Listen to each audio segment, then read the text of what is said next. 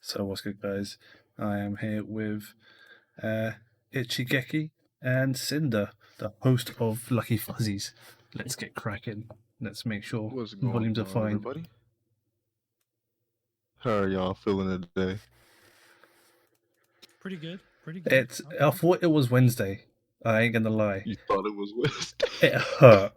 It actually My hurt guy me. woke up, he looked, he said, this the right day? It is the right day. Sadly not. I woke up and I chose violence. So You chose violence? That's crazy. I chose violence because it's not Wednesday. I still have 3 days of a 9 to 5 to go, and yeah, these next 2 weeks are gonna hurt. So, you know what? That's a fair reason to choose violence. I'll give you that. How about you, Synder? You good, brother?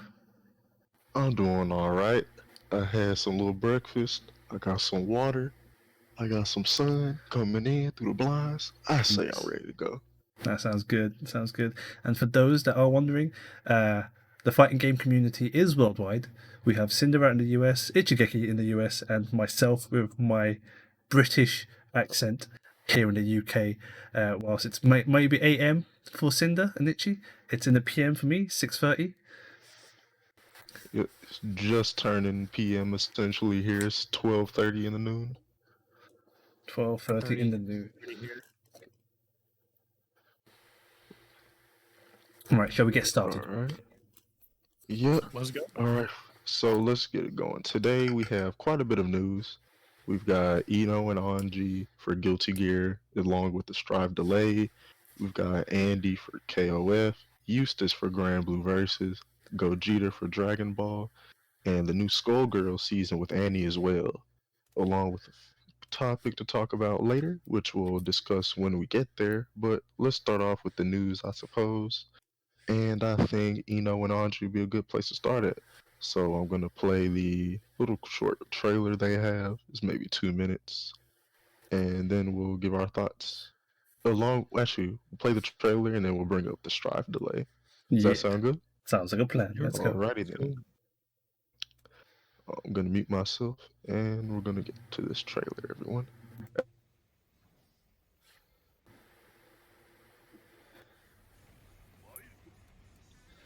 Keep that music on the down low.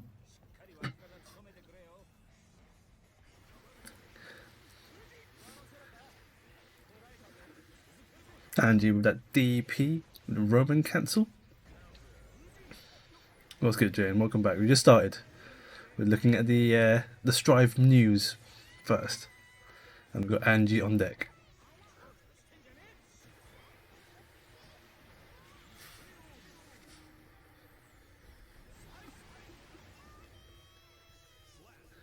You see Pain? Is that what you see? You see Angie? The man with the 10-pack? The streamer puts Angie on? It's all in the news, Jane. It's all in the news. Let's pause that. And everything. But no, he looks cool. He actually looks... One of my bigger things with characters, is their set play tools, or their grabs, etc. But he actually has a decent amount of range, all things considered, maybe. It's hard to tell because he's using fans as a weapon. He has no range. Yeah. Oh, he has no range? No range compared to what he has in Plus R, or what he's currently got in Plus R. He looks like his Fujin is trash. Like, obviously they have to nerf what he had into Strive. Yeah. But what he had in Plus R with his Fujin was that the heavy slash version was strike invulnerable, and then on his follow-ups they had auto guard possibly, but it would also go basically halfway through the screen, especially with the heavy slash version. This is basically the slash version, so the lighter version, but he only gets this one move now in Strive, it seems. Well, he can cancel out of it though and do other things, or he can cancel into it rather from his little 12 spin move. Yeah, so he does have auto guard. So a lot of so last week, when Andy got this gameplay trailer got dropped, they also did a Q&A and a move breakdown for Angie and Eno. But what they said about AutoGuard, or what they didn't say about AutoGuard, is that whilst you can cancel AutoGuard into a Fujin or a DP, it doesn't tell you if it's on block. So if AutoGuard absorbs a move, do you still get to do a Fujin, or is it just an armor move where you absorb a hit? They have not said that. And interestingly, as we looked at Eno, you say they nerfed characters. I don't know, man. Eno's still doing what? What was that? 3 overheads we saw? 4 in a row? Just like that? Eno is pain. With some set play? Eno With is some always set play been with pain. that projectile? Oh god, that hurts. Man. It hurts for you. I'm gonna be playing Eno. You play looks Eno. fire to me. Oh, she looks good. They buffed Eno by making her inputs easier, it seems. Oh yeah, dash macro was also a thing in this game too. Not only dash macro, but also I believe her chemical love stuff is like, it doesn't have as many inputs now. It's not like crazy inputs like it was in Plus R, where you're breaking your hands. True. I think one of them was only like half circle back input. I can't remember which one it was. Yeah. Because his on the thing, the input was on the screen, and I'm pretty sure one of the chemical love moves was only like half circle back. That's Possibly. Interesting. Yeah. But no, as you can see as well from the end of the trailer, it tells us June 11th, 2021, which leads into, sorry to cut you off, the Strive delay though. So yeah, one thing I will note with Eno, and Strive character design in general, everyone got buff. Eno didn't even get a 2-pack. She didn't get any abs.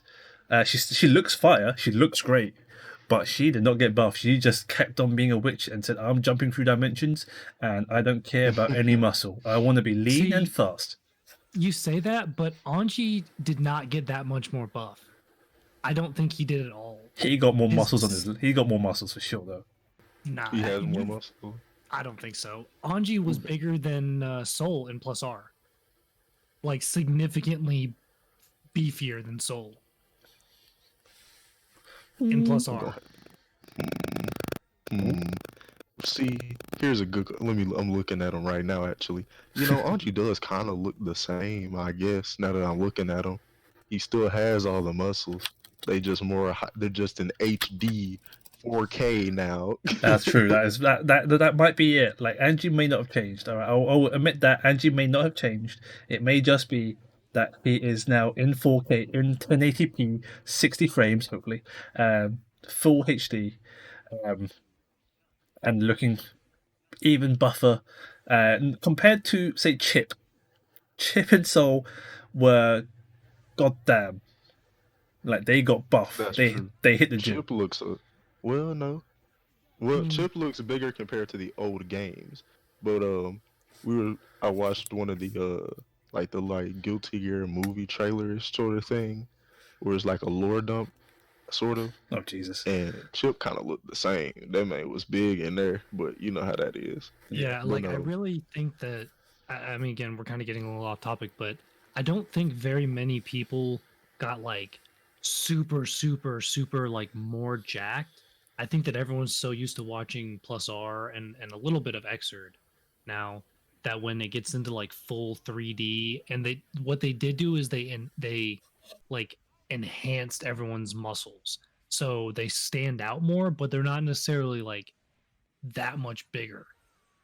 It's just easier to tell now because they're in better graphics. But no, moving on to the Strive delay. Yeah. As you can see here, they gave us a little letter. Dear customers, we've made the tough decision to move the release date of Guilty Gear Strive, previously planned for April 9th, 2021 to June 11th, 2021. Since we received valuable feedback after the recent open beta test, etc., etc. But the big point here is that they say they want extra time to polish the lobbies, the server stability. That's big. Because I know a lot of people, they saw that and they said pain. I saw it on Twitter instantly. There was pain. After they saw after they saw that it was delayed, pain. There was massive pain. And we touched upon it briefly last week in our very first episode. But obviously, I had early access post VTubers, but I couldn't get in because the second I joined, the servers went down. And they were kind of stayed down till open beta happened for everyone else. And so, server stability, if they're working on that, awesome. Lobbies, a lot of people that I've spoken to think they're going to rework lobbies completely, which I don't think is going to be the case. If you think that, then I'm going to call you dumb. I'm calling you out now. You guys are very hopeful, and it's not correct because the lobby's not changing now. They will change how people connect and keep people teleporting so that you have space, because otherwise we have the issue where the very first beta happened, everyone was readying up on the same spot, and then you're not sure who you're fighting because you got 5 broomsticks, a couple of swords, and a wand, and you're like, all right, I'm going to match with one of you guys. I'm not sure who though. Yeah, I mean, people who say that they're gonna like drastically change the lobby are smoking crack. Like, they have no like we in the very first beta, when everyone was like, "Yo, these lobbies suck. They look like a game from 1985, etc., etc." Arxis literally said, "Okay, we got your feedback. We're gonna adjust." And I mean, they changed some things, but the style is the same, and the style is going to be the same. Oh, yeah, that's for fine. the rest of Strive. Yes. Arxis definitely loves their like walk around in this lobby, have semi interactions with people, sort of thing. No, for sure. Yeah, I mean, the problems are like what Drift said, where it's like people connecting with each other, and the super bad desyncs, which is something that they can definitely fix, and I think, based on some other people's feedback in the surveys, they might make it the instant rematch being a huge thing in the lobbies, and making it easier to like figure out where people are and connect to them, because that was like the big issue, and it was brought up by a couple of people that you spend even though the netcode is amazingly good and the matches are good, and whether you like the game or not, the style of the game is kind of whatever. Getting 2 matches was so slow. It was a good 5 minutes, probably a good 5 minutes. I'm exaggerating, but 5 minutes between matches, because you've got to ready up, get teleported around the lobby, and then go, okay, well, actually by the fountain to the left, above the stage, behind the guy, blah blah blah. So yeah. But with instant ready up, it should be better. It could be more than 5 minutes if you hit the QR code. So shouts out to JN, who is in my chat right now. Our code, the biggest evil in lobbies currently, because that locked you up for a good few minutes trying to load in whatever that information was. I never actually got to look at it. But to stay back on topic, the best thing about this delay, I say the best thing about this delay, the heartwarming thing about this delay and this tweet from Arc System Works was actually everyone in the community quote retweeting, replying to this tweet, saying, you know what, guys, take your time. The netcode's good, and you're taking on our feedback. We'll let you work on it. I don't care about that as a month. Yeah, I think that also it shows, and even if the servers don't get changed from the style, the fact that they specifically mentioned certain issues in this, and we're like, yo, this is what we're going to be working on, this is what this is the reason for the delay, this is the focus of what we're going to be working on, is not just good communication, it's a massive improvement in what we've seen from not just Arc System Works, but other companies. Correct. Like, think of the last time that a dev company for a fighting game said, hey, this is the problem with our game, we're going to take this much time to fix it, and this is what you told us is wrong with the game right now, we're going to fix it. Like, that hasn't happened in forever, certainly not for most Japanese fighting game developers. For most anyways. Japanese fighting game developers, yeah, the communication from them have always been a bit spotty at best. The best example I can give is probably Killer Instinct. Back when Keats was still on the teams, and he got burnt out because the community was trash. And also, but obviously, Killer Instinct is an Is it- American game, so yeah, it's sort of while it's just good to see Japanese developers doing a sort of not catching up, but communicating well with us, if you know what I mean. yeah. But moving on from the Strive delay, our next topic here that we're going to discuss is going to be Andy Bogard for KOF 15, another Mhm. game who the developers have been speaking out actually, which is good to see. I'm just gonna pull up the trailer real quick. Yeah, I mean, they've definitely been in more communication than normal, I will say. They've been I'll give releasing props to them videos for every that. week, haven't they? Yeah, it's pretty much been about roughly a new character a week. Um, I'll start off by saying that I am, if you've listened to the previous podcast, I'm not a big KOF 15 liker. I think that the game does not look great. The game looks like KOF, the previous one, 14. So to your point, Itchy, I agree. Like King of Fighters moving to this sort of 3D animation style has not been good. It definitely shatters my expectations. It's shattering something. It's possibly all mainly my my expectations. eyeballs. That too.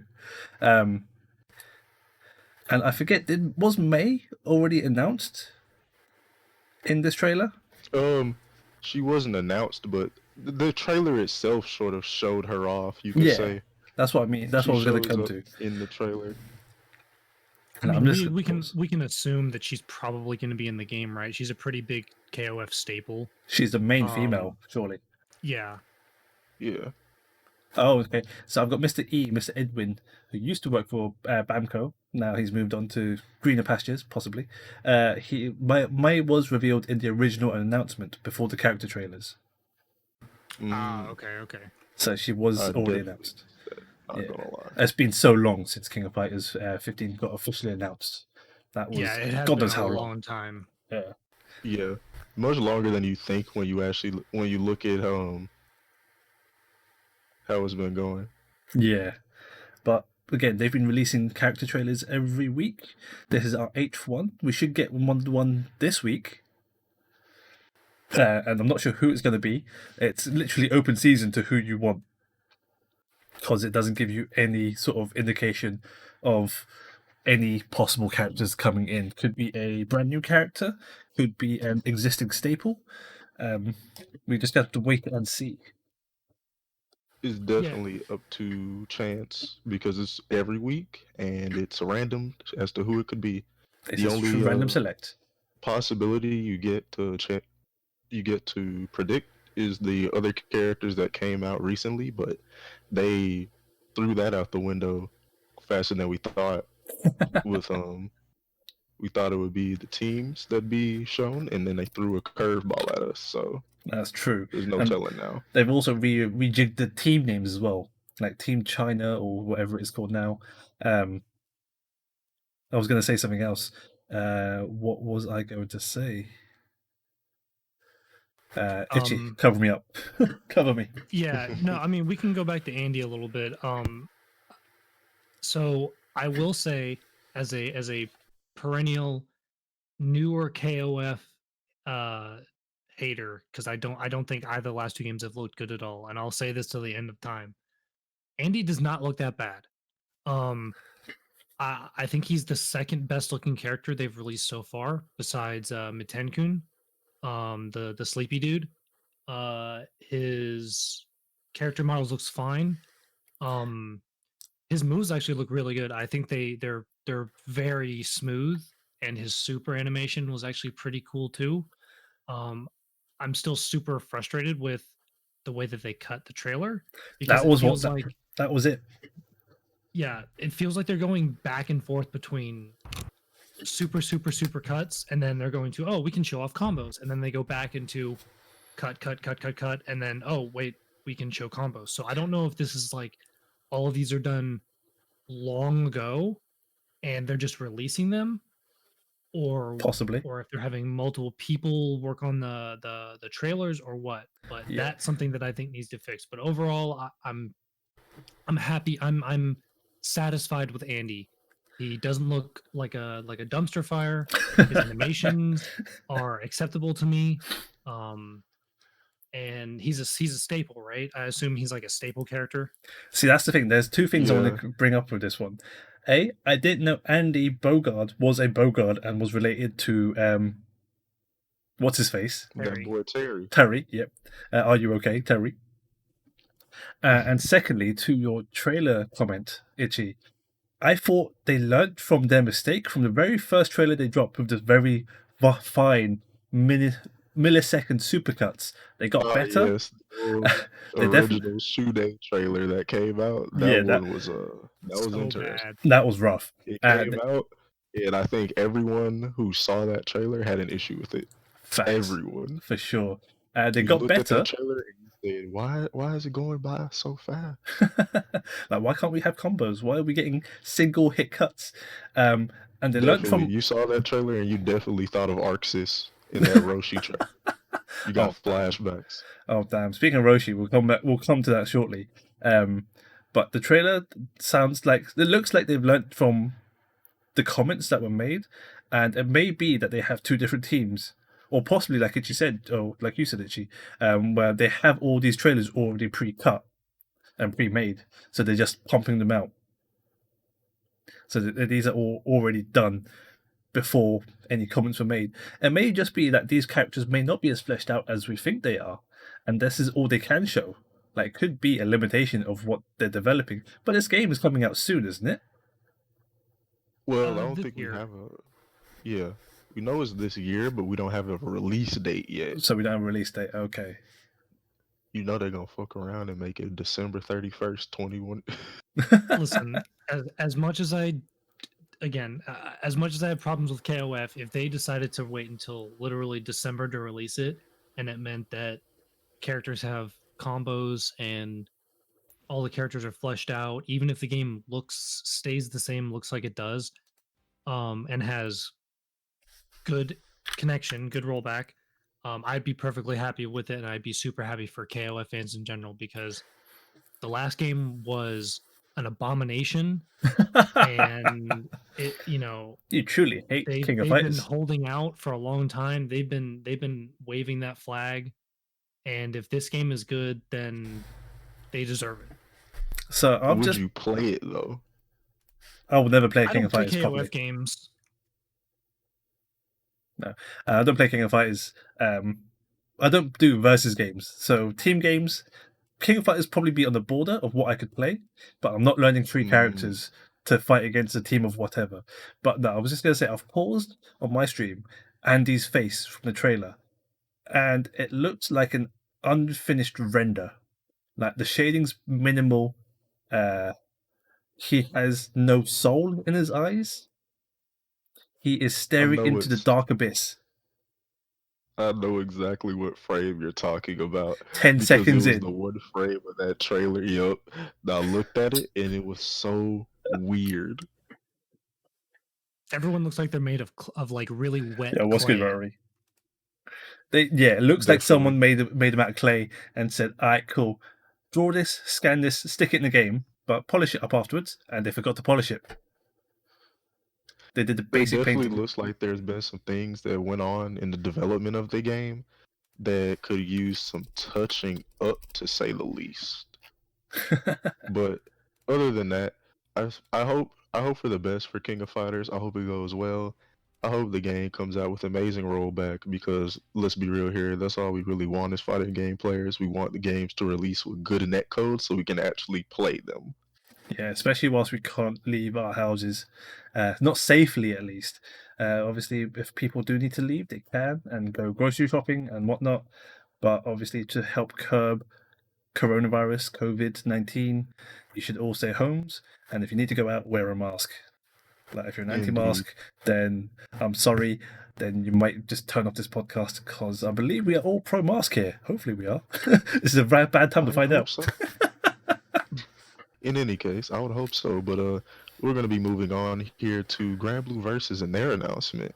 Granblue, a game that we kind of gave some shit last podcast. I'm not going to lie with their pricing, but Ooh, yeah. It's another DLC character. Let's add another $7 to that price tag, boys. 7? That's ping it lightly. Yep. Man. But no, Granblue Versus gave their trailer for Eustace, new character. It's less of a trailer and more of a teaser. I'll play the short clip here. It's maybe 30 seconds long. Yeah, and I think most of the trailer is other characters, and then he gets kind of This is dropped in. Yeah. This is the season 2 pass. You've got Belial, however you want to pronounce him. He does look cool. Edgelord to fuck. And then Definitely. Then you got what's her face, Calistro, possibly Cagliostro. Then you have Uel, who looks like a fairy. And the new character. Yeah, Uno looks kind of cool. Uel is whatever. Yeah. This man with the mustache is kind of dope. Uno, he does look cool. I'm not gonna lie. Yeah, like if I wanted to play, despite the fact that he's super tiny. He is tiny as fuck. I wonder how his hitbox is. It'd probably be like what's her face from the launch. Charlotta, that's it. Yeah, like her frown was a hitbox, which was kind of dope. Hurtbox, sorry. And this man. And now we have Eustace, the newest character, who looks like he has a gun. He's a boy with a gun. He is a cat boy with a gun. For all the Final Fantasy 14 fans that are listening into this, look him up. Look up Eustace. He has a lightning gun, and he is, all intents and purposes, your sort of character in looks. Not sure how he plays. Hopefully he plays as fun as his design looks. He does look like a pretty fun character just based off design. He has the rifle. He's the cat boy. But more importantly, it looks like he has, I'm not sure what that is. That might just be like, it's on the side of him at the end of the trailer, which is probably like where he holds like extra ammo or something. So sorry, Rotary in my chat has just said, this motherfucker looks like he stepped straight out of a Final Fantasy 14 fanfic. He does. And you know what? We're here for it. But Itchy, what you got for me, brother? Yeah, I really like his design. It's a little of course you would. Generic. Of course I would, yeah. It's a little generic, I'm not going to lie. But the only thing, one of the main things that I really like about it is that it opens up the possibility of there being like a real zoning character. We haven't seen any footage from him yet. True, very true. But Granblue doesn't have a zoner, like not a real one, anyways. Do we not count Ferry? Not Ferry. What's her face with the bow? Matera. Matera, not really. Her game, I mean, at least to my knowledge, her game is like you play a little bit of keep out and then you get in and then you mix. The old mix. The schmix. Yeah. But he has a rifle, which I mean, and again, we haven't seen anything, so he could be like Elfelt for all we know with the rifle and just get in there and just mix you still. But true. I think that his character design is cool. He looks good, and hopefully this gives a zoner to a game that has like a pseudo zoner. But even if they do, they only have like one, and everyone else is pretty much just like get in. Yeah, I mean we have schmix. The schmix is real. I mean we do have grapplers in this game. We have Ladiva. Yep, Ladiva, the girl, sorry, the female. She is fun to watch. She got nerfed in the first patch, I believe, when I used to play Granblue. Obviously, I play Gran, so I am all about the violence, it seems, from all my character choices. Man, look at this guy. He plays Anji. He plays Grand. Mate, Who else he say he play Ichi? He stay playing the violence. What is with this man? I woke up and put my Tims on 1 foot at a time, just like everyone else, and I Man, kicked down those routers. he woke up and chose 5K. Like, that's really what I learned about this man. He woke up and chose 5K and all I would have chosen Soul as well if Angie didn't look so cool. Exactly. He woke up and he chose 5K. Rotary again has another good point. Eustace looks amazing.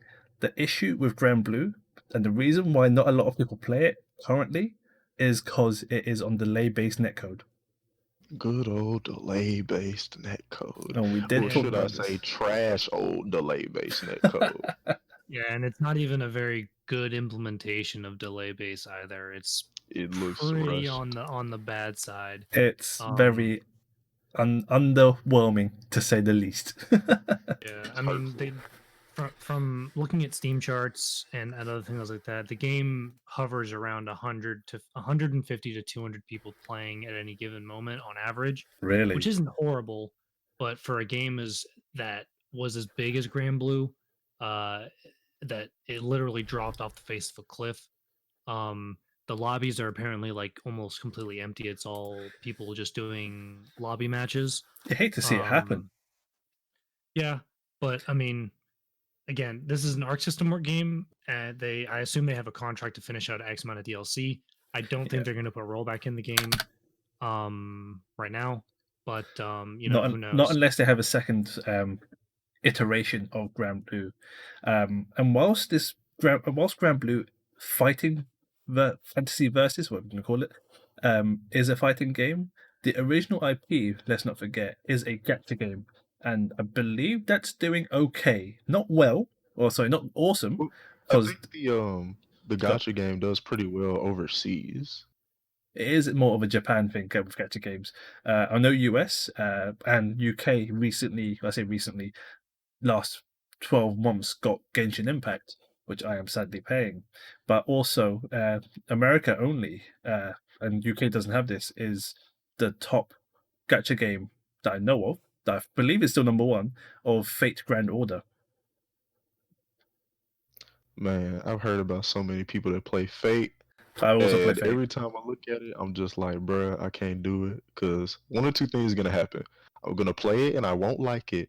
Or I'm going to play it and I'm going to act like I do a Hearthstone and spend too much money on it. Oh, yes. And I can't be doing that to myself. I need to save my money. I'm terrible when it comes to spending. I am Gacha immune, apparently. You are lucky. I bounce off Gacha games. Yeah, I bounce off Gacha games like crazy. Like, there's some that I've tried to play that have been like super, like aesthetically super pleasing to me. Like Arknights was one that came out a while ago. Yeah. Granblue is another one that like visually it appeals a lot to me. Yeah. But I bounce off those games within like 2 days. I think I've spent total, like, across my whole, I say Gacha career, but like maybe like $20 total across all the games. I can't stick a lucky man, Ichi. You are a lucky person. He's waiting for the right Gacha game, brother. That's all it is. That's true. That's facts. When the right Gacha game comes out, they've got it. I've got all my receipts from Fate Grand Order. I'm not going to stick it into a spreadsheet to work out how much I spent over the last 5 years. It's gonna be too much. It's gonna hurt if I get that number. But man. Yeah. The Dragon Ball Z game, there's 2 of them too. You know, there's 3. Homie, they got Dragon Ball has like. They've got a lot. There's Dokkan Battle. There's they got Legends. too many. They have a few Gacha games. Dragon Ball is a big ass IP. That's true. Speaking of Dragon Ball, let's segue right into Gogeta, the newest character for Dragon Ball. I've got the trailer right here, ready to go. I'm gonna take a watch, and while we're watching, let's discuss the fact that people are a bit upset. They feel like the game is dying now because Dragon Ball launched Gogeta with no news for a season 4 and no news for Rollback, and this is the last character in season 3. Okay, so what I'm gonna say is, you absolute child, if you are worried that your game is going to die with no new updates, you are still very new to fighting games. So don't worry that you don't have new content. You probably haven't even explored everything. Because look at Marvel 2. tech still being found for that game, with very hardcore players that still play it. Yeah, I mean, people who say the game is dead are morons, especially because Bandai Namco has and the Arxis have said we're going to keep doing balance patches. Like they're not just dropping the game completely. Yeah. They haven't announced any new characters. They haven't said anything about a season 4, so most likely we're not getting any new characters. This is the last run of characters. But the game is still going to get balanced. It's still going to get patched for certain things. So the game is by no means dead. Yeah, especially in this generation. Go on, Synder. Go ahead. No, okay. Well, I think what their big worry is that with no news for seasons, no rollback news, etc., they feel like even though the game is going to be getting balance patches can mean some wide sweeping changes across the roster, or they can mean we changed the hitbox on UI's 5L today. Yeah, I mean that's fine though. I think like the game's been out for 3 years now, which I mean, granted, isn't super long time for a lot of fighting games. No, but you know, we got the last character, the Gogeta Super Saiyan 4, who looks insanely cool, by the way. And he looks okay. Okay. Okay, You're dude, a cap he star. looks so good. When he looks okay. When they first like showed him off, I'm not a big Dragon Ball Z guy. You guys both know this. I know a little bit. I know most of my stuff from the game, but he looks. The first time they showed him, I was like, man, this guy looks dope. One of the coolest looking characters I think they've done, and I think that overall, despite one and you can actually unsubscribe now, trailer, so please don't joke about that, Jesus. Absolutely gorgeous. Like, he does look good, and he is available this Friday, March 12th. SS4 Gogeta. Yeah. Or if you own the pass for this season, he's available tomorrow on the 10th. Oh, is it tomorrow? Yeah, it's the 10th. Yes, sir. So 2 days early, you got -2 on the countdown. We're going to see some tech from a lot of content creators. Speaking of content creators for this game, shout out to Tyrant and Damascus for holding down that whole discussion piece on Dragon Ball FighterZ, and Apology Man even, sorry, I forgot him, because those three held it down, showed us Gogeta, showed us how Gogeta SS4 moved, did a lot of work, and then we've got also a friend, a colleague, an associate of ours, Ringe. He was also commentating some games, and he's been putting in a lot of work with Baby when Baby dropped as well. Indeed. And also, you expect to see, I'll probably do a stream labbing the character for quite a while, just because Gogeta's one of my favorite characters. I think when I originally saw Fusion Reborn, the Dragon Ball movie, because I've been big into Dragon Ball since I was like a kid. Like, it was like the first game I ever owned was Legacy of Goku 1 and 2 on the Game Boy. Ooh. So when I saw Gogeta for the first time, I was hooked. I was like, oh my god, he's a fusion? He's 2 characters in one? And then I saw him beat Janemba, and I was like, oh shit, he's tight. I still need to watch all the Dragon Ball movies. The old stuff, not the super stuff. There's some good watches. None of them are really canon, but there's some good watches. You watch it for the fights. Like exactly. Broly, you watch it for the fights. It's like Dragon Ball Super Broly movie, you watch it for the fights. You have a nice story in the background, but all you care about is Broly kicking ass, and he does that to the nth degree. Especially in the old Broly movie. If you think Broly was awesome in the new movie, and because he was a cool character, but he did some great things in the fight. No, look, new Broly, he was cool, but he was kind of on the back foot for a long time in that fight. Old Broly, he was putting in that work the whole fight. He started out winning. It was actually just a beatdown. He woke up and chose violence, extra violence. That's the real violence. Broly is the true king of violence. But what I was going to say, with back to Fighter Pass 3 and no Season 4 announcement, it may be that the team may want to just take a pause, especially during these times where like they want to sit down and talk and do the game justice. Like she said, this game's only been out for 3 years. It's a very short time in the grand scheme of fighting games. Marvel 2, Marvel 3, they're still going on 10 years later. They might not be getting updates, but they're still being played. So people that complain about it, obviously they are complaining for the wrong reasons. They will find a different game that they enjoy, a different fighting game they will enjoy. But there may be a season 4. You might get a FighterZ Pass 4. And considering the characters that came in this pass, we've got Kefla, UI Goku, which are both from Super, Master Roshi, who is a staple, Baby 2 from GT, believe, and Gogeta, SS4. They had Dragon Ball IP being so large as it is, they have so many characters to choose from. I'll be very surprised if the developers turn around to actually, yeah, guys, we are done with this game. We want to make FighterZ 2 with Rollback. All right, cool. Man, I think a lot of people would be plenty okay with that decision as well. The sequel comes out, has Rollback. As long as the cast is still pretty large, I'm sure no one will have an issue with it. Yeah. Yeah, I mean, the cast is something that, like, because I've heard this a couple of times, not so much on Twitter, but just in other places where people were like, man, they really don't, they've really sort of like, what other characters could they possibly add? It's a good time for them to stop.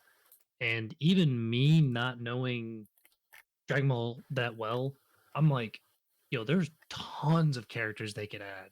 Like, the big one that I've heard a lot of people asking for that is not in the game is Hercule or Mr. Satan is a big one that people like have been asking for. Like surprisingly, because I'm like, isn't he just like a regular dude? He is just a regular And I'm dude. tired of y'all gassing up these people. I'm tired of people gassing up Hercule. I'm tired of people gassing up Roshi. I'm tired of it.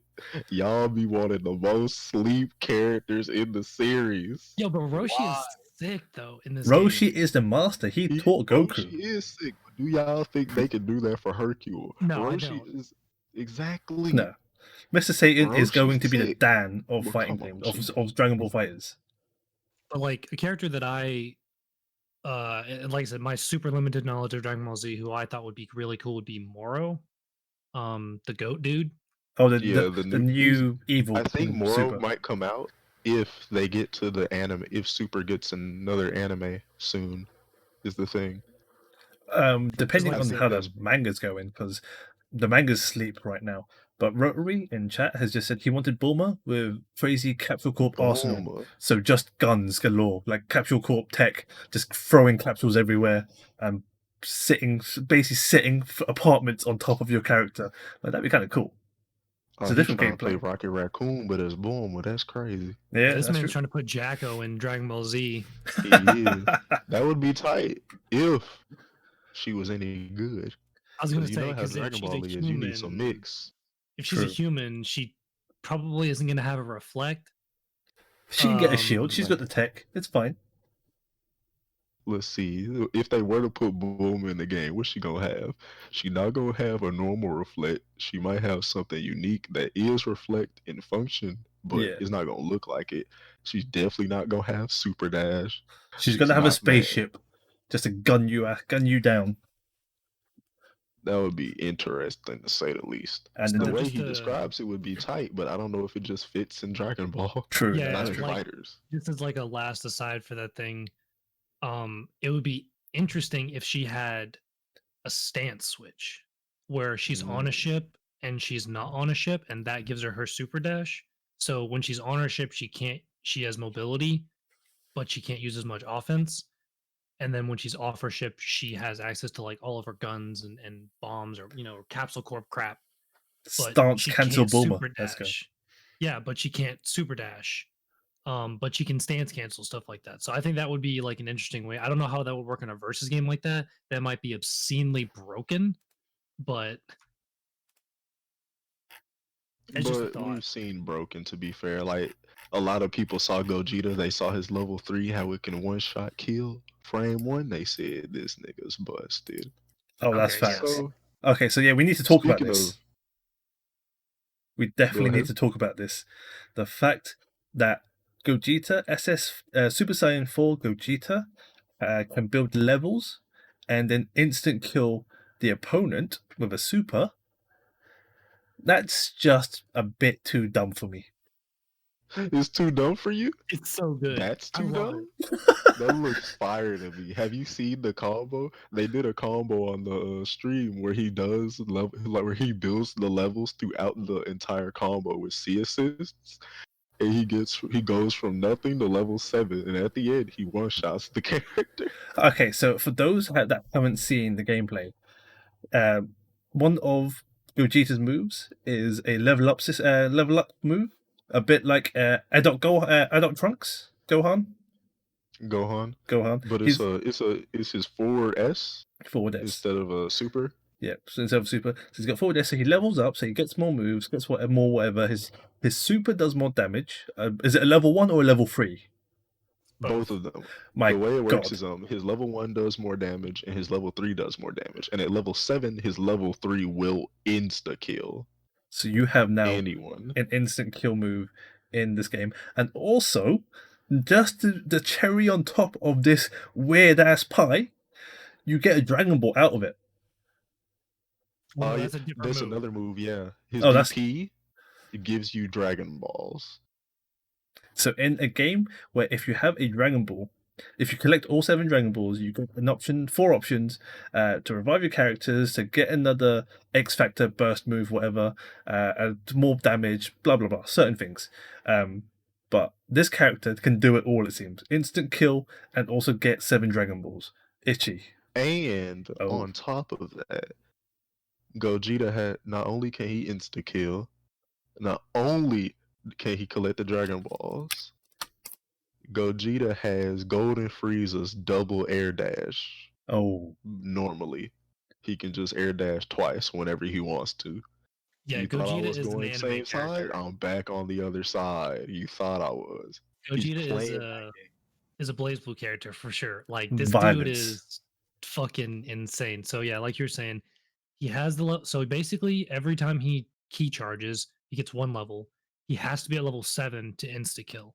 The thing is that if you use a super with him, either level 1 or level 3, he loses all charges of all of his charges. So if you're at level 5 and you know, TAC super, he loses all. He goes back to level 1. Also, that something that was confirmed by me by someone who plays the game a lot. You can only summon 1 Shenron once per match. So, I mean, obviously, like summoning 2 Shenrons would be kind of busted. Per match or per round? Yeah, no, per the match. Okay, match. It's not per round. Because there aren't really rounds in Dragon Ball. Yeah. But yeah, so I think that he definitely has some dumb stuff. Especially he has a counter, he has a DP, he has his little command grab move. Yes, the bluff Kamehameha. That's too good. He has an insta kill, which by the way, I'm putting this out here now. The first major Dragon Ball Z tournament that happens, someone's gonna happy birthday IK someone with Gogeta, and it's gonna just crush someone's spirit. It's gonna be glorious. It's gonna be an actual spirit bomb. Someone's gonna die. Man. Someone's gonna choose violence and die.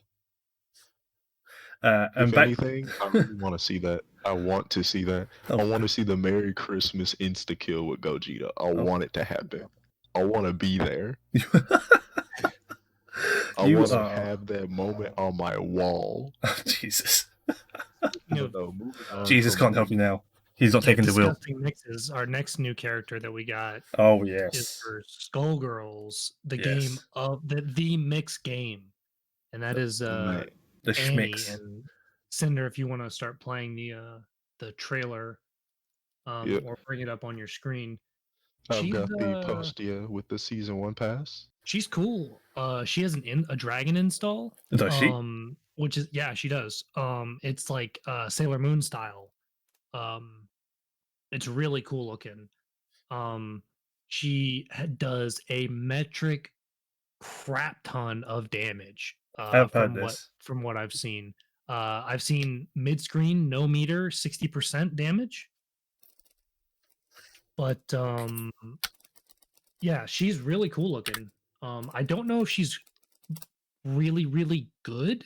Some people have been there's been some mutterings from some of the more people in the Skullgirls community that she's like not insanely good. She's just okay. She just has a lot of damage and an install. I mean, this I don't. I tried Skullgirls, and I couldn't get on. As I mentioned earlier, I don't play the team game. I can't do solo characters in this game, and I'm also so very bored of big band bio teams. I'm not about that life. And yeah, I've just got the teaser trailer up now on my stream, and Annie just looks kind of dumb. Like even before, I've got. Go on. Go ahead. No, I was gonna say she just looks like I see the dragon install now with her DP, and she's glowing. He is a Hollywood star, and Skullgirls aesthetic I am down with. This game is cool. I love to watch it. I enjoy watching it, but I just can't play it. But no, I was definitely gonna say we were trying her out the other day in the VC, and the character is kind of insane.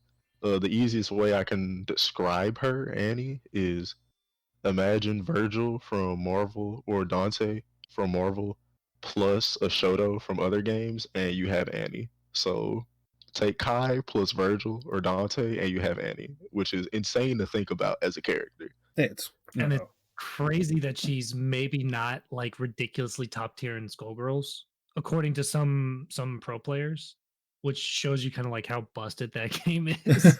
Man, it's still early days. She came out last week. It hasn't been long at all. It hasn't been long. The tech will come, and having a quick look on YouTube, people are dropping tech. Certain top level players have picked up Skullgirls again. Obviously, the Kill Sage has never left Skullgirls. I mean, it peaked at 1K on Steam charts again when she dropped, which is the first time that's happened in quite a while. Which is good because Skullgirls is a game that God, it's like the oldest fighting game known to man.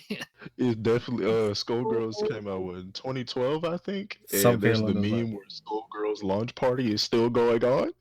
I think the beta was 2011 and then it officially released in 2012, and it's like the game is still getting new content.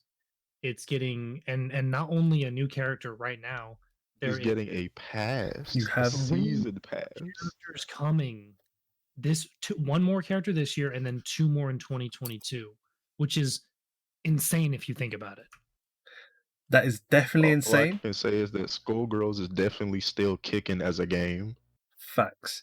My issue, I am just here to just stop people having fun, it seems. This season 1 technically is not season 1. Like we had season 1 already with Bio, Big Band, and those characters. And we saw that in the trailer. This is technically season whatever, because it's been so long. I have had some comments. I've seen some comments of why are people still. So we had Big Band, the Cleopatra-looking girl. Can't remember her name. Beowulf. Eliza. Is that her name? Eliza. Yeah. Robot Kitty, whatever her name is. Fakua. Robo Fortune. Okay, yeah, Robot Fortune, that's the one. Fakua? Yeah. Yeah. And now Annie.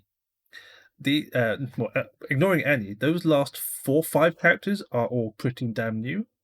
The fact that this game is still not built. This is again, my issue is this is not season 1. It's season whatever, and I am glad this game is getting updates. It's awesome. My second point was that certain people or certain comments that I've seen and heard about and talked to people about was that what about that developer that was having a big scandal?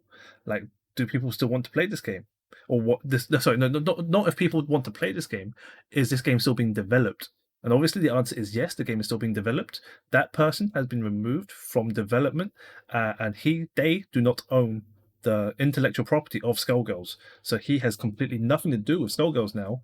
And the developers and producers of Skullgirls, made by Hidden Variable or Autumn Games, they are running everything by themselves with the newly created development team that was of Skullgirls. Yeah, I was about to say, Autumn Games is the publisher for Skullgirls. They own the actual IP of it. The development team that was working on it, the head of that development team basically uh, is gone. The rest of the development team broke away from the original dev team and now reformed. And they actually made two separate teams, but the main one, which you were saying, is Hidden Variable, and they are actually still working with Autumn Games to keep the game going. So it's Especially on a really Skullgirls good Twitter like that rotary. Jesus. story, because usually a lot of times if something like this happens with a game, it's left in development hell. Nothing else happens. It gets thrown around and nothing else happens. We're getting 3 new characters, technically 4. We just got the one. And so yeah, I mean, it getting updated is like super good, and the fact that it's not only getting updated but it's part of the original team that made the game is also like very, very positive. Yeah, the original team that made the game It's and the always good artwork, to see.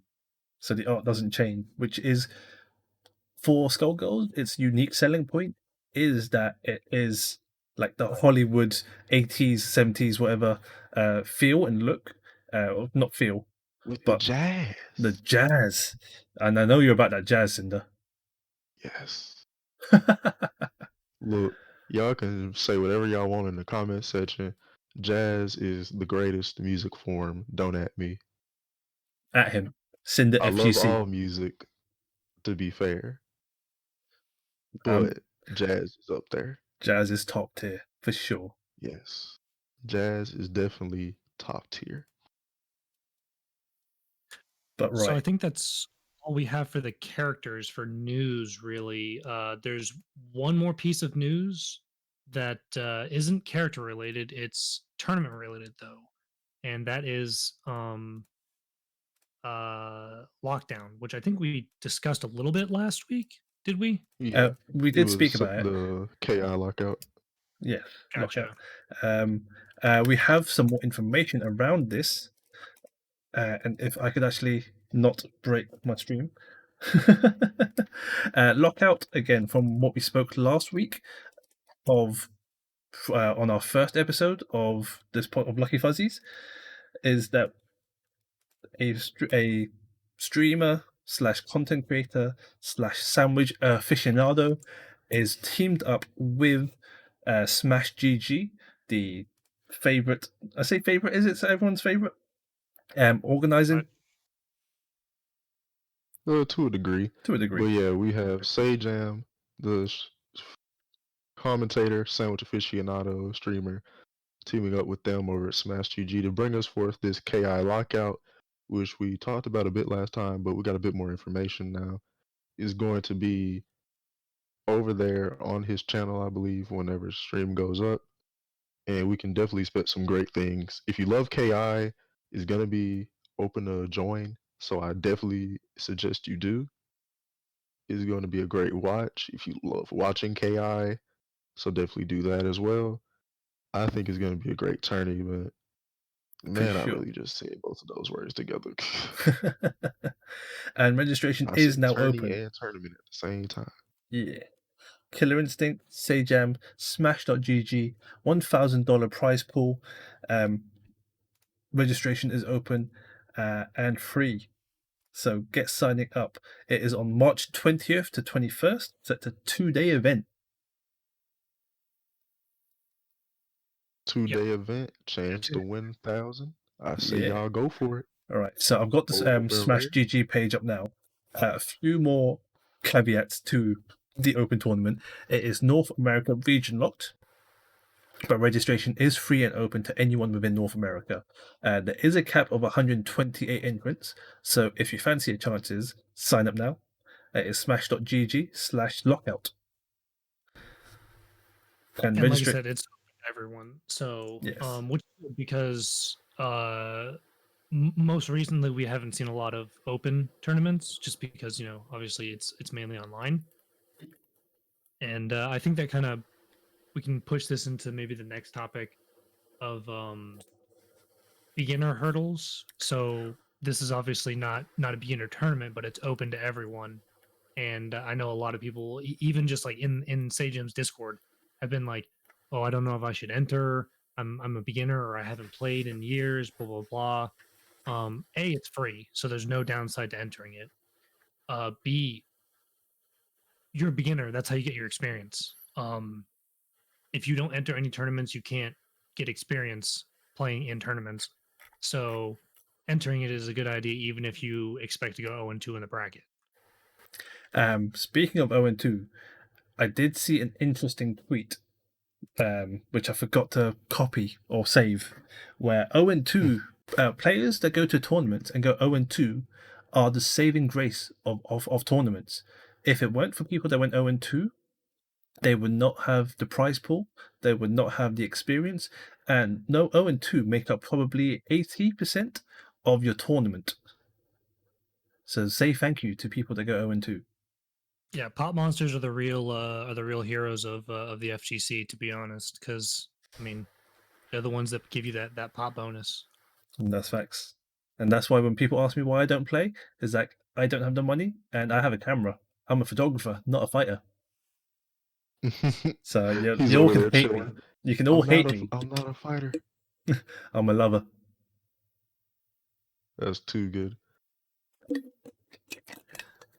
But yeah, so I think sort of going back to the beginner thing, we can sort of discuss it a little bit, but one of the big problems that I think, and it goes a little bit beyond tournament, is that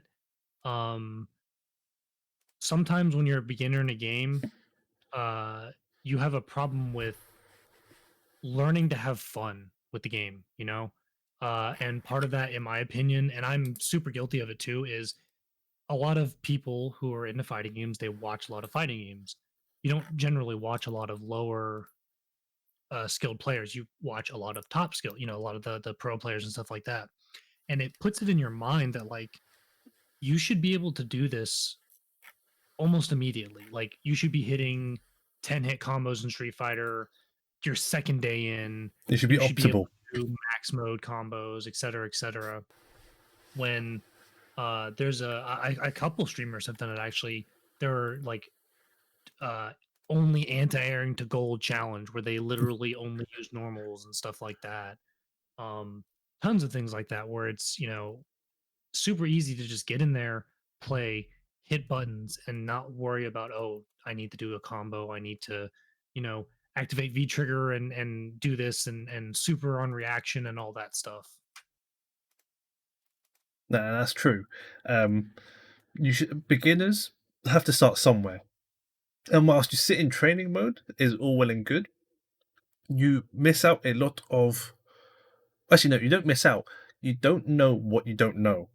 So unless you go into a fight against another human being, because obviously AI is all well and good to an extent, unless you fight another person, you don't know what that character can do, what their strings are, and being being the dumbest in the room means that you have a lot to learn, and that is a good thing.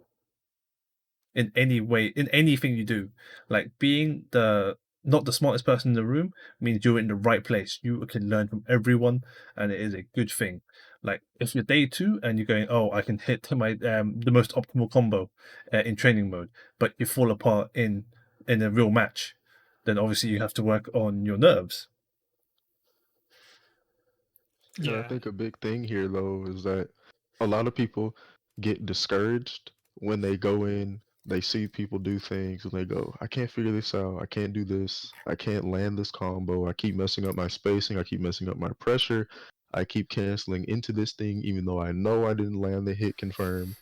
I think a big issue there is less that people are it's a lot of people say people want instant gratification, which while I can understand their thought process, I think a bigger issue is just knowing what you want to do and not executing. Less so than gratification, it's easier to be upset at yourself if you know what you want to do correctly, but you aren't able to do so. And when it comes to that, a big thing that comes is just practice, practice, practice, which is why a lot of the time when you hear about people in the FGC, while everyone can be a bit egotistical, you Just a hear a little lot bit. more humble people in the FGC. Nah, there's too many egos in the FGC. There's too many egos. There's too many egos. The top players, I say the top players, a lot of players are not very egotistical, but they have that resting bitch face. They seem to have mastered the art of having the resting bitch face where don't talk to me. Even though they are probably the most friendly, most lovable people, and you can talk to them as a normal human being, they have that resting, their concentration face where they're just concentrating about the game and they go, and they're not even going, they don't talk to me. It's just how they look. Like don't talk to me. I'm in the zone. And you feel bad for talking to top players when they look like that. It's like, oh, they've got a match coming up. I don't want to disturb them. They're trying to concentrate and lab out the process in their head before they go on stage and fight. And that goes for a lot of things, right? Even in boxing or chess or any sort of sport, you have that moment where you go, right, I just need to concentrate, work out my game plan, and go. You disturb that process and they forget about a small thing and they lose, they might not say it's your fault, but you know it's your fault for disturbing them. It's an interesting point of view. Your thoughts, Ichi? Yeah, it's kind of so. I come from like my background is like super heavily like regular sports. My fighting game is like I'm like barely an 09er, relatively newer. But I played football and soccer for 20 plus years. Um and the difference between like um and I played at a college level too. High school, varsity, college, stuff like that. So I met, some top players than the average person would. The difference between like in specifically fighting games versus top players is accessibility. And like you were saying, you can go up to these people at major tournaments, stuff like that, and talk to them. And that is something that you don't see a lot in almost any other thing. Like if you go to just, I mean, even if we stay in esports, a Call of Duty World Championship or a League of Legends match, you can't just like, oh look, there's so and so walking around the venue.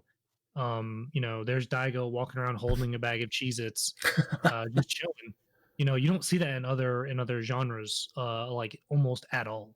Um, you can literally walk up to Punk and money match him, and he will take all of your money, but you can do it. And it's something that you don't see a lot, and it's super good. So I don't know if I necessarily agree that like the top players are a little bit more unapproachable. Uh, but I mean, if you're approaching them in the middle of a match or while they're doing training, that's on you. Like you should know common sense and etiquette at that point. Like if you're like, hey, can I get a match while they're in the middle of playing someone else or labbing something because they have a match coming up, and they get mad at you or whatever, that's not on them. That's on you for being kind of a douche. No, I definitely agree with that. Just to quickly go back into the news section, I remembered I had to show this picture. So if you guys are in my chat, this is for Eustace in Granblue Fantasy Versus. Deadass get him in mallet. But yeah, back to tournaments and also top level players and approachability. Sam memes, what's good? Yeah, approachability. It's not that they're not approachable, but you have to have common sense in anything you are about.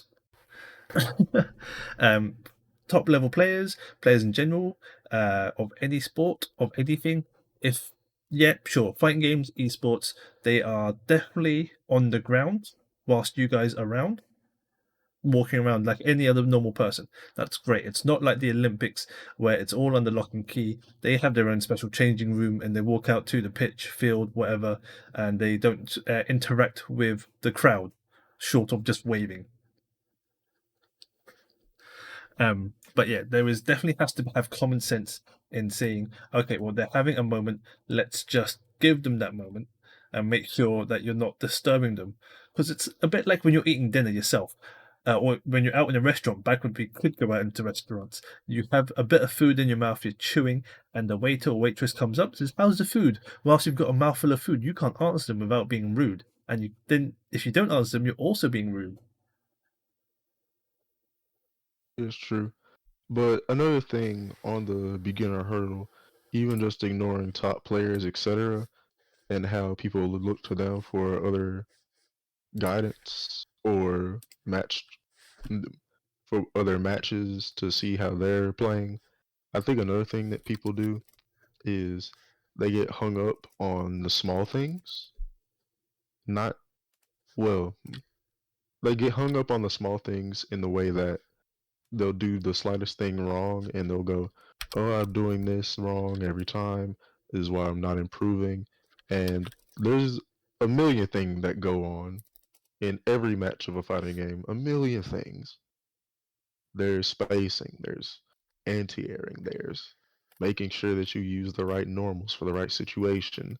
There's so much going on that looking at something like, oh my god, in this particular situation, throughout the match, and during this particular match, against this particular player who's playing this particular character that could punish this particular move, I did this wrong. It's Yeah. better to look at the overall and see common trends with your gameplay when you're looking to improve. And that goes into training mode. I am not a training mode monster. I don't like training mode. I will openly admit that. With Guilty Gear plus R, I've probably spent the most amount of time is probably an hour, and that was trying to understand how to throw people in that damn game. And I still can't throw them. I probably do need to spend more time in training mode, but training mode is definitely a good option to work out, especially in Plus R with the new features that we talked about in episode 1. If you don't know what those are, you should definitely go back and listen, because we did quickly describe we did quickly describe the patch notes the team dropped out for us, which is excellent.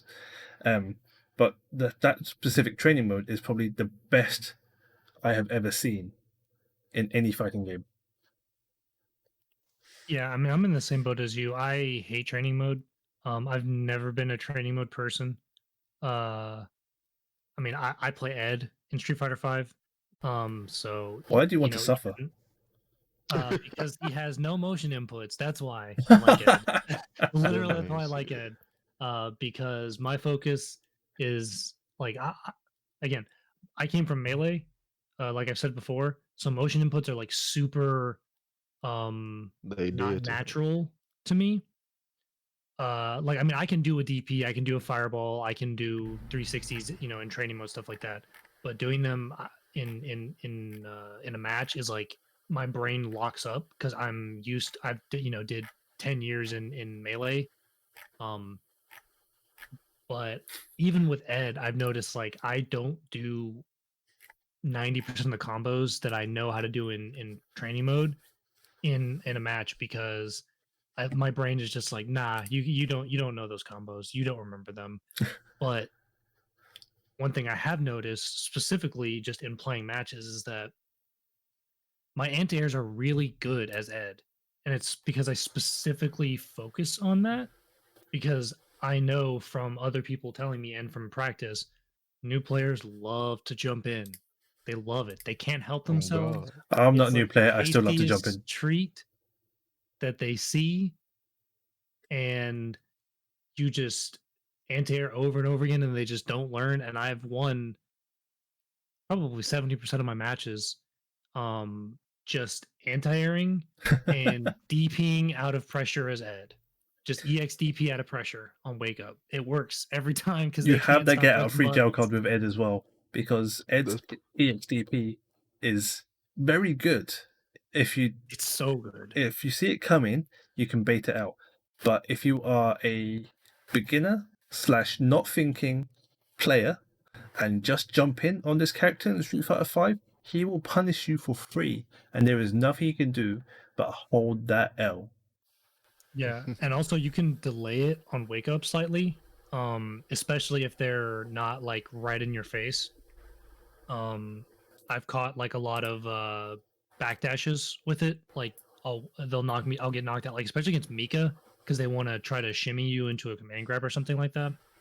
I've caught a ton of Mikas just like standing just out of range, and they try to shimmy back, and then they shimmy forward because I'm like, oh, he didn't immediately, DP on wake up, and then you just delay the DP and it catches him every time. Shimmy ya, shimmy yay. Keep on shimmying.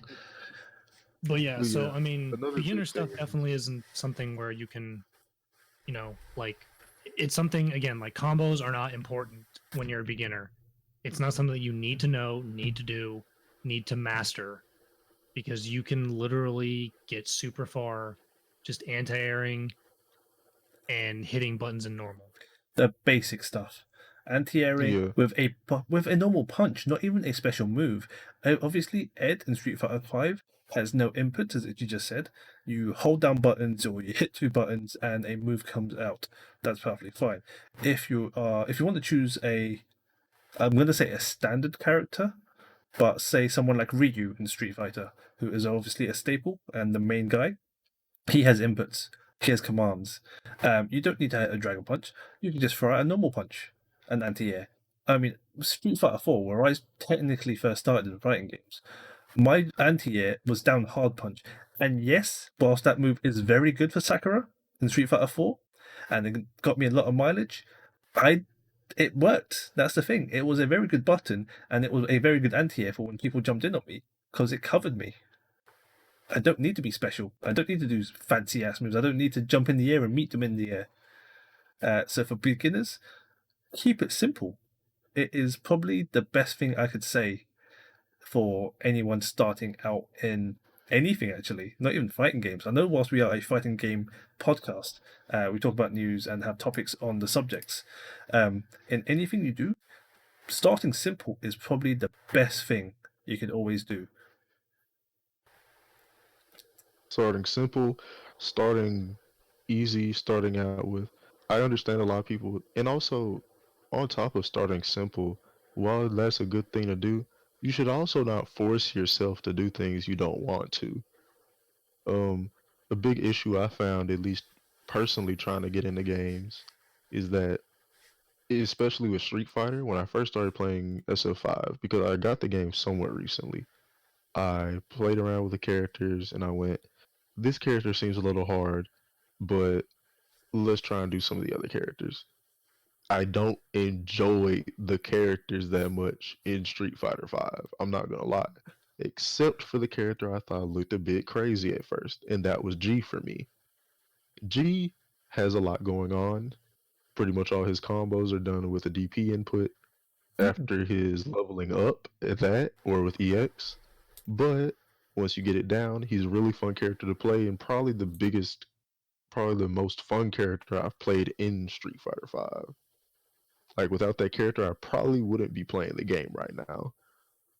But I think but to circle back to my point here is what I mean is you should play simple, but you should also play in the way that you enjoy. If you enjoy playing grapplers, play a simple grappler and then branch out to the characters that you enjoy in that way. Or Okay, just play someone you think is fun to play or Here- looks cool.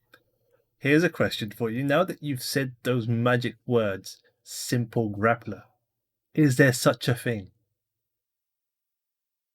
All right, that's fair. I was just giving an example because I always have grapplers on the brain. I play grapplers primarily, grapplers and set play characters.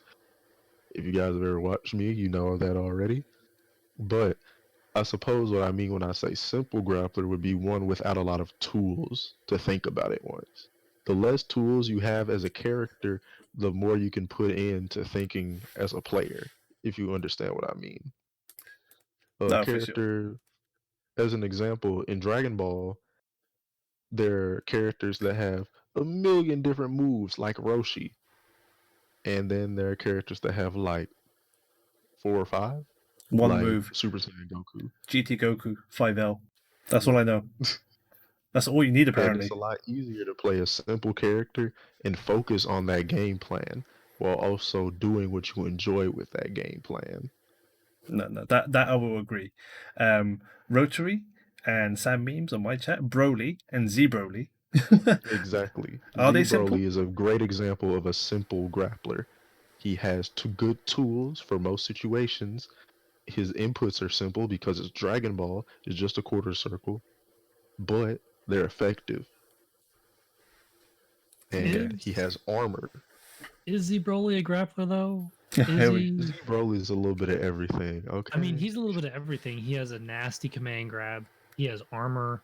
He has fireballs. Amazing fireballs. Oh my god, he's literally he's the best zoner in the game right now. While And also being the best grappler. yeah, like I don't know if you can classify him as a grappler, but I mean, versus games most don't really have like grappler in the Set sense that we think archetypes. about it. Yeah, because I mean, Marvel kind of does with like Hagar, but that's Yeah. even like, I guess Hagar would be considered a grappler because he gets all of his stuff off of command grab and stuff like that. But True. Firebrand. He could literally Yeah. grab you to death. maybe Firebrand, but like it does bring up an interesting thing of like, what makes a grappler or what makes X, a thing. And the best example for me is a lot of people consider Street Fighter having like 3 grapplers, right? 3 big grapplers. There's Geef, obviously. Yeah, He's the biggest grappler. He is a grappler. There's no, yes or no about that. correct. But then there's 2 more characters, at least to my mind. There may be more I just can't think of, but it's G and Laura are the 2 that I hear the most about being like grapplers in Street Fighter 5. Okay, I'm going to stop you there, G. Because there are definitely more grapplers than those 3. E and I Laura. definitely had like 5 and 5. No, exactly, Synder, exactly. And okay, so just to name off the grapplers that I can remember off the top of my head for Street Fighter 5.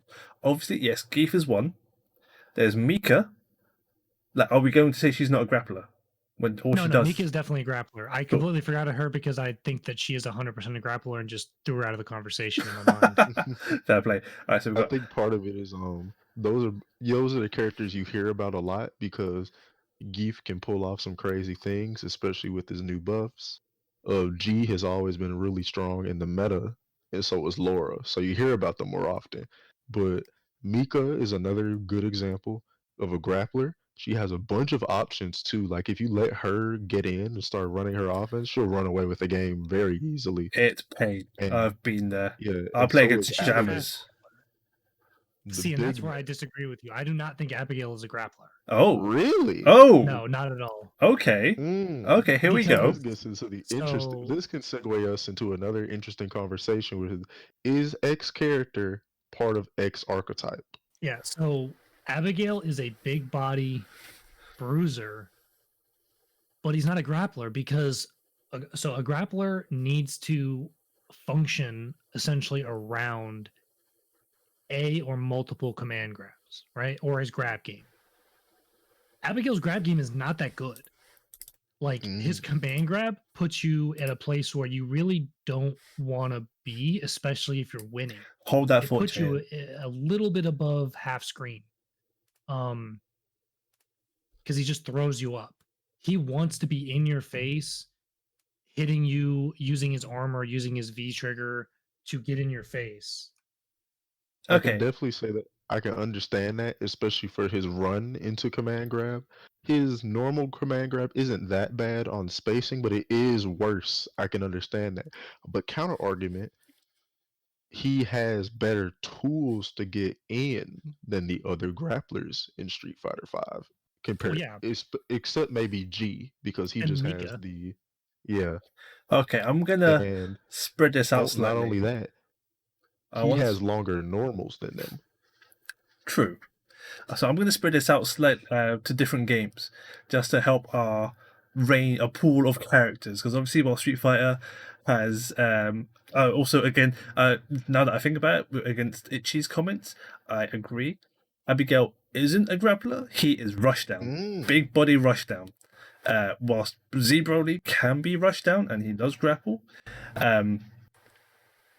Where was I? Well, Sam Meme also said, "Is Alex a grappler in Street Fighter 5?" too. I keep forgetting because he just got buffed. But is it? That's close. But He's also close. You don't think Alex is a grappler? No, I mean, I think that discussion itself is much of a closer discussion than Abigail. I don't think there's any discussion that Abigail is a grappler. I think it's a no. Alex's game plan is significantly based around his grab game and his command grabs. Yes, I agree, and I think that is what I would class as a grappler, where their game plan over anything they do has to revolve around being grabbed, being command grabbed, not just a normal throw, but command grabbed. So JN said Abigail has one command grab does not make him a grappler in his opinion, and I'm going to say JN got wrong. Though. Two. Well, how many command grabs? He has his the game command plan grab with the input, and then he has the run up grab, which can't be tech. So I say it's a command grab. Sure, but I would say he's still a rush down because he was rushing you down to get that command grab. It's not his game plan. He just wants to hit buttons and slap you around. He doesn't want to grab you. But with that in mind, Abigail having however many command grabs and he wants to rush you down and hit you, is Soul in Guilty Gear a grappler or a fireball character? Because he has Wild Throw, and in iterations of Guilty Gear, his game plan revolves around Wild Throw. And at least in my opinion, I would argue that Soul, while you could say he's a bit more of a rushdown, shadowy character, he functions more analogous to Laura from Street Fighter in that he is sort of a grappler. He's not completely there. He's definitely a harder sell. But if you look at the way he functions, I'd argue that Soul is closer to a Laura-esque character. And I can agree with that. Yeah. I think Laura is another character that I wanted to bring up because I think Laura is 100% a grappler. She's a unique variant on grappler. But her whole game plan is to get in using fireball pressure. Sure. Which is again unique to a grappler. Most grapplers do not have a fireball. But her fireball game is not like a traditional fireball. Her fireball is almost exclusively used for getting in to apply pressure with command grab, to give you that left-right mix-up with command grab. I definitely agree with that. That's fair. Yeah. And another funny thing about that, as we're talking about more interesting takes on grapplers, a lot of usually grapplers are very slow. Give me an example, Jay, and we'll throw it in there. Let's have a look. Geef is a very easy example. He's the big body, slow character. He gets in, though. He gets the huge command grab, and he gets good Oki, and you have to guess. Is he going to strike? Is he going to throw? But we've seen a bit more fast grapplers if we look in other games. For example, Mika in Under Night, she's a very quick mover. In fact, she has a missile attack where she launches herself at the opponent or in the air, etc. And a similar character I could say, also from Under Night, Gordo has a lot of range for a grappler, similar to Abigail. Which Gordo doesn't function entirely around his command grab either, but you could definitely make the case that it is a large part of his game plan, which I say functions as well for Abigail. And obviously, with all of this said, I feel like it's not a hard set. Like, these are the camps you have. You have zoners, you have grapplers, you have rushdown characters. This is a Venn diagram where characters may sit between the two or even all three, and that would be hell if they had to be a rushdown grappler Shoto character. That would be kind of dumb because they could do it all, and I feel like Bridget can. Z Broly? I was Yeah, gonna say, there you go. do you mean La Diva in Granblue? No, La 'Cause Diva got nerfed she hard. kind of got. I mean, she did get nerfed. Launch La Diva was terrifying. Yes. She had disgusting movement speed. She could get in like crazy. She had a low. She could get like 40% off of just a regular combo, no command grab, but still had the disgusting command grab and had an anti-air that was almost DP like. That's true. La Diva on launch gave me nightmares. Like, I played a few. Speaking of Oh, go on. terrifying grapplers, Let's go. how do you guys feel about Guilty Gear Strive Potemkin right now? I love Horror. Pot. Pot is one of my favorite any game. Okay, no, hang on. Hold up. I agree with Itchy. In Potemkin, however you want to pronounce his name, in any Guilty Gear is always hyped to watch, and I will always back him because he is just a cool dude. However, playing against him in the latest beta of Strive was pain. The fact that I was behind Potemkin, literally about to land, he does Heavenly Potbuster Super and still grabs me when I am head to head to him behind him. Those hitboxes are pain. Other than the hitboxes, though, how are you feeling? He's cool. He's cool? Pot is a cool character. I hate playing against him. Every other Guilty Gear character that I don't play is trash and a bitch. And I will say that every time. Yeah, I mean, there's a lot of discussion about like keeping grapplers, like never have a grappler be a high tier. Yeah, I've heard that from a certain someone in the hoop core quite a few times. I mean, where he feels that. That's true though. Having grapplers as the top tier is like toxic for the game. It's bad for the game's health, et cetera, et cetera. And I don't know if there's been a game where there's been a grappler at like a top tier for a significant amount of time where we can say that.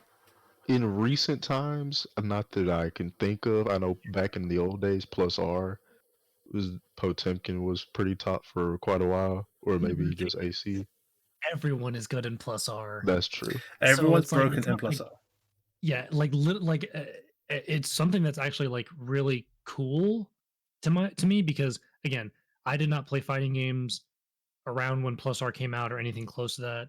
I'm used to the more normalized where there's super standard tier lists where there's usually like Street Fighter 4 where there's definitively a bottom tier and then there's some top ass tier that are just busted. Plus R, I mean, everyone has just absolutely dumb stuff. And yeah, there are 2 or 3 characters that are considered like S tier, the best 3 with Testament, Viking, and Zappa. But Justice. They're not unbeatable by any means. No. And there's no like or almost no like 8-2 matchups or really bad matchups or anything like that. There's some annoying as hell matchups. Yeah. But like even in Plus R where Potemkin is a high tier, he's not the best character, and the meta seems very good. Like, even characters that are considered bottom tier like Cliff or Abba are good. Like they can do work there. It's not that much of a struggle for them compared to like playing other characters. I've got to jump in now because you're talking Guilty Gear, the game that I've been playing non-stop since November because of Rollback. It is a great game. Yeah, what's good, Luckbox? Yeah, Cliff. People hate Cliff.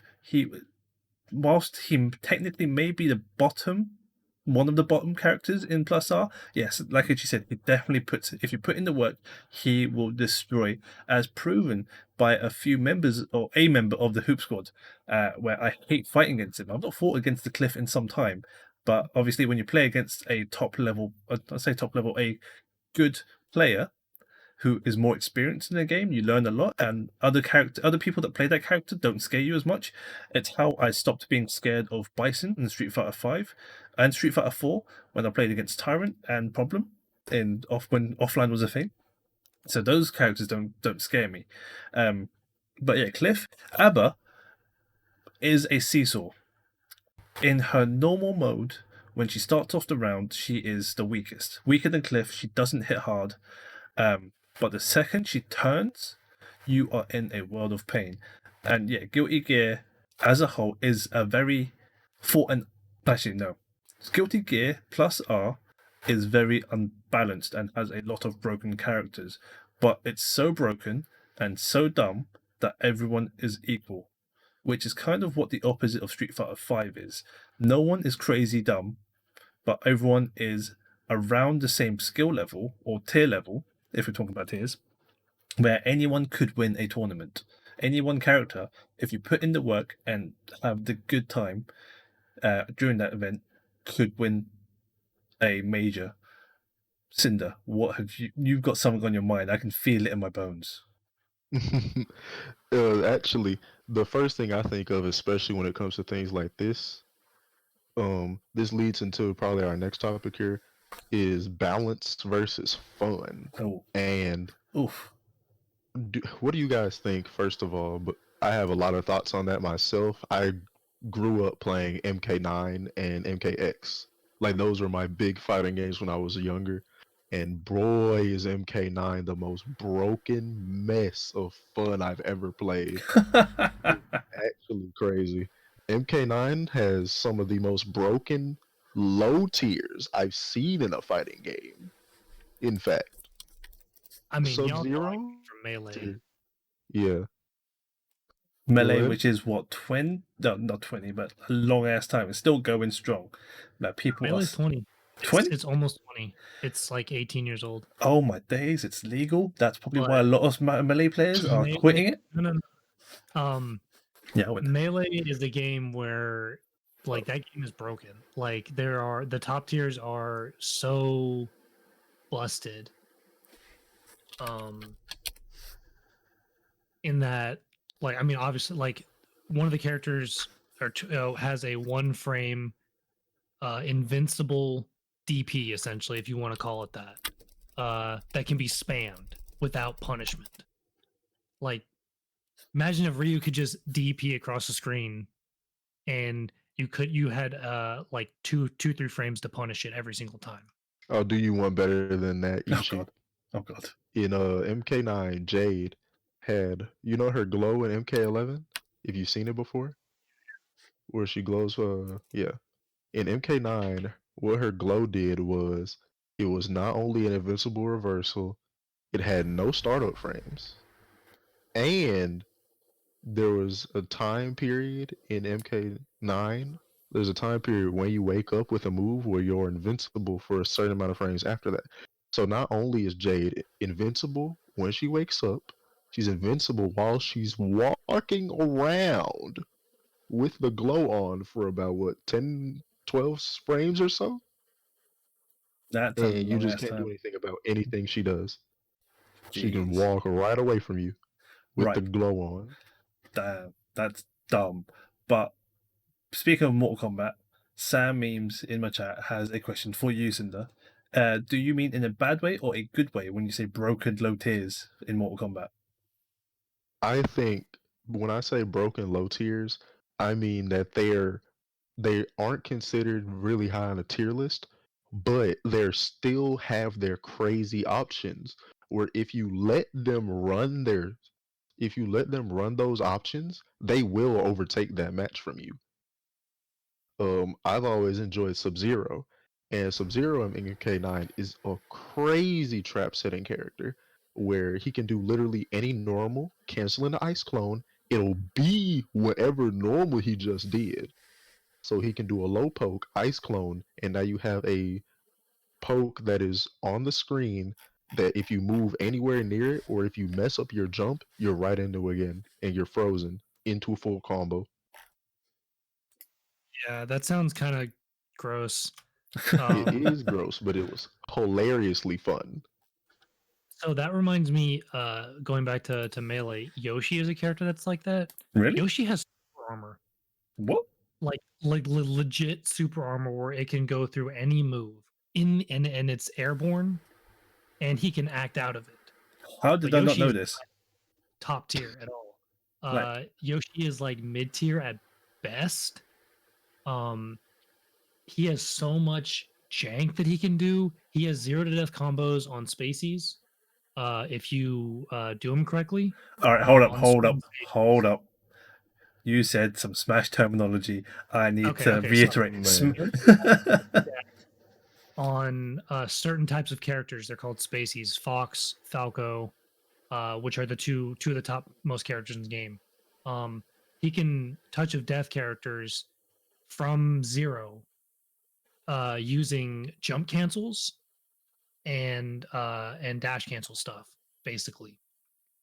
And he can armor through any move in the game with super armor, and it doesn't matter how much health he has. And he's only mid-tier.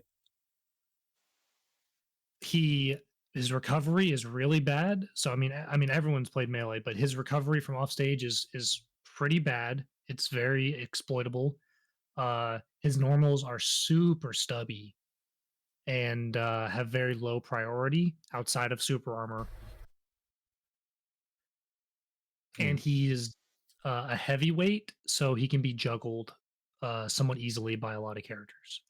Why is my man Yoshi a heavyweight when you've got characters like Kong in Smash? Donkey Kong weighs more than Yoshi in terms of the weight.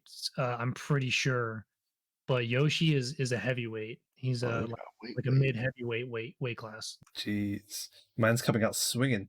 See, I played Smash as a very casual player. I don't play competitively. I've never gone into a tournament for Smash. Only tournaments I have done was Street Fighter 4 and 5. But all I ever used was Link. Young, old, whatever. It was always going to be Link. And where's Link in this fucking tier list? So Link is not good. However, oh, I want to bring up a little factoid about young Link since you brought him up. All right, let's go. We're getting into some lore. Oh, Hungrybox, who is a top player in the world, pretty much #1 player, plays Jigglypuff, who is basically a zoner, if you want to put it in terms. They're super keep away character. Another best player in the world, Armada, could not beat him with his main, who is Peach. And Peach is a floaty character, similar to, very floaty, kind of slow. Hits really hard though, and does a lot of good combos. He switched to young Link specifically as a counter pick against Jigglypuff, and beat the mess out of him. But it only worked a couple of times. Oh yeah. You adapt it. The adaptamentations. But I just remember watching that live, and I mean, because like I said, Melee is most people don't have secondaries at all in Melee. Like it's very binary because of how much stuff is going on. Like there's so much, because it's a 3D, it's essentially a 3D game. In a way, there's so much stuff going on in terms of like frame data and setups and combos and things like that. Most players don't learn a secondary because it's just too much. Most players. I mean, most players. Someone who's known as the best of that and who has never gone away from this character, breaking out not just another character, but a character that's considered pretty low tier to beat a character that's considered pretty high tier was like crazy. The mind games. I can understand that, yeah. That brings us back to the old Hakan Street Fighter 4 example, huh? Oh, man. Yeah. Oh, no. Which I'm sure everyone's heard about that. But if you haven't, it was a tournament against, I forget who he was. No, his name was Balrog. He was a Balrog player, and he was fighting, and the person who pulled out the Hakan was fighting a player named Balrog, right? PR If I remember correctly. Was it PR? Yeah, PR. Oh, yes. Yeah, I remember this. I can't remember who the Hakan player was, though. Yeah. It was Infiltration. Oh, there you go. Okay. And it's a classic clip where Hakan was considered pretty low tier, but he counterpicked him. He counterpicked PR Balrog's Balrog with Hakan, and it classically worked out very well for him. And that goes back to what I was saying earlier. I think if you like a character, you should play them. Facts. I do want to say though that from someone who is a Hakan main from Street Fighter 4, Ooh. very rare indeed, they had because we've talked about this before, this specific match. They were saying that the Hakan didn't even do the stuff that makes that matchup bad for Balrog. They literally just did normal footsie stuff, and because the PR Balrog was so unfamiliar with the matchup, he just didn't know what to do in general. That is another advantage, huh? That is pulling out a character that's less played. You get the ability to leverage matchup unfamiliarity. But speaking of matchups and not often played against, is this not? We could also talk about maybe for another time, possibly, depending if we have time today. But how Smash generally is best 3 out of 5 on a normal match, and Street Fighter and most other fighting games is best to 2, so best out of 3.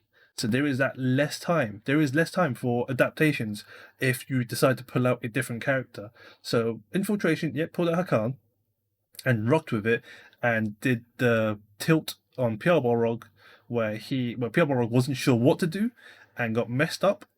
But if you gave PR Balrog a best out of 5, so a first to 5, would he adapt and win that matchup and regain his composure? So I guess the topic there would be is best. Personally, I want to. Not personally. 3 out of 5.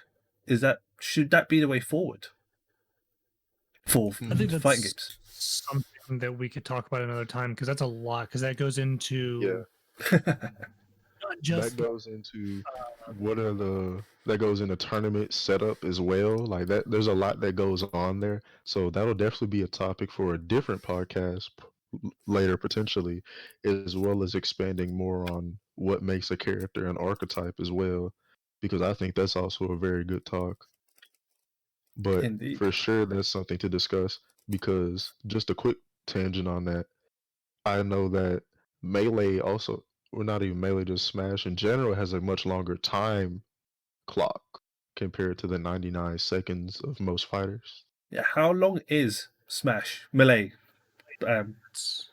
8 minutes. 8 of real minutes time. for Snooks. Real time. 8 minutes. Pretty sure it's close to real time. If not actual, it's close. That is 8 minutes of my life I will never get back every time I watch Smash. I'm skipping that game. Never. Again, I've been playing and watching Melee for 15 years or so. Very, very rarely do you see timeouts. Almost never. In fact, I would say that 95% of matches don't even get to half that. Most matches don't even get to 4 minutes, which in the context of other fighting games like 2D and 3D fighting games, it's still longer than normal.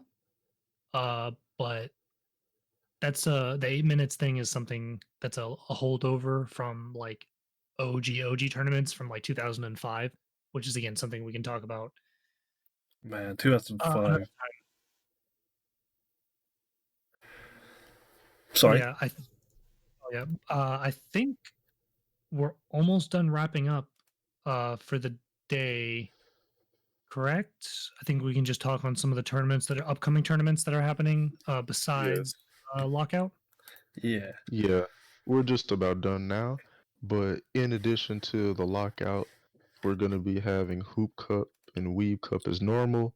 Within the Hoop Chord, Tuesday is today, so Weave Cup is on the menu, plus R. Sorry. What did you say? Weave Cup is not this week, actually. It's it's not this week? Yeah. The Weave Cup is every other Tuesday. They had it last week. Got you. So this week is Hoop Cup. Yeah. The subtitle of Hoop Cup number 30 is Strive is delayed, but so are my reactions. And this is not rank restricted. So it's a free. I'm sorry, G? Beginner tournament, right? Or is this open bracket? It is open bracket, not rank restricted. So Well, there you everyone go. and their mother can come join into the Hoop Squad and join in the Hoop Cup and get that crown. If you're Another watching thing- this later on the YouTubes, I'll be putting the hoop cord link in the description below, possibly, so that you can join if you're interested. And furthermore, in addition to the hoop court tournaments, there's the lockout as we discussed. I don't believe there are any more off rip that I can think of. However, there is always something to keep in mind that you should always be supporting your locals, which I'm sure they're going through tough times with COVID, but make sure they aren't doing anything online. They might be playing a game with good rollback that you can support.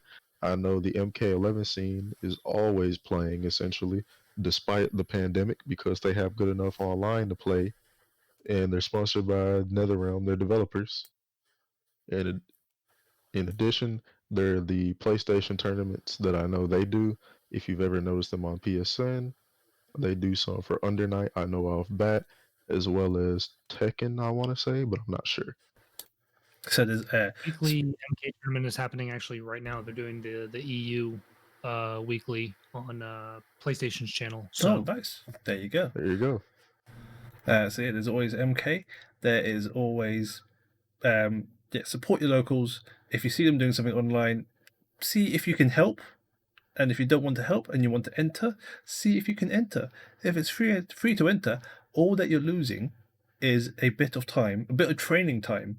And instead of training by yourself, you'd be fighting against other people and you may learn something new. So it's actually not a bad thing to enter tournaments. But yeah, that is from the top of my head. I can't think of anything else. Skullgirls is now popping. I'm sure if you jump onto a quick lobby in that game, you will find players to play against. Lockout, as always. Hoop Cup, Weeb Cup. It's all good. Do what you can. Join in. Play some fighting games. Hit some buttons. Empty your thoughts. Mix some people up. Give them the sauce. I am Drift. You can hit me up on Twitter with twitter.com/0drift, the number 0 or O if you're American, or I don't know how that goes. Got any questions? Let us know in the comments on YouTube, or if you are watching this live, you are always welcome to join in and ask any questions. We will try and answer them as they come through. But Synder will obviously this is being co-streamed twice, so I'm streaming it. Synder is also streaming it. No thoughts, only Fujin. That is exactly correct, Rotary. And Angie is not a monkey. DJs in his chat. You know that? Y'all some DJs. You know that Drift? You play Grand, you play Angie, you a DJ, I brother. play Sakura in Street Fighter 5. That's probably my saving grace. Bruh, that don't even save you. Oh, come on, man. It's not that bad. You can't insane. hold. It's disgusting in that game. She is Exactly. You all are budget haters. That may be true, but Sakura don't save you still. True. Thanks. I mean, I could play Soul if I really wanted to go monkey. That's real. Well, no. Oh. But yeah, guys, this has been Lucky Fuzzies. May I'm is Drift. the true monkey. Itchy, Synder, drop your links. What you got? Uchi, you got any links? I know No, you said your Twitter is again, not like safe. normal. Twitter is 21 plus. That's your warning. I don't stream or YouTube. I'm just here to have a good time and talk shit.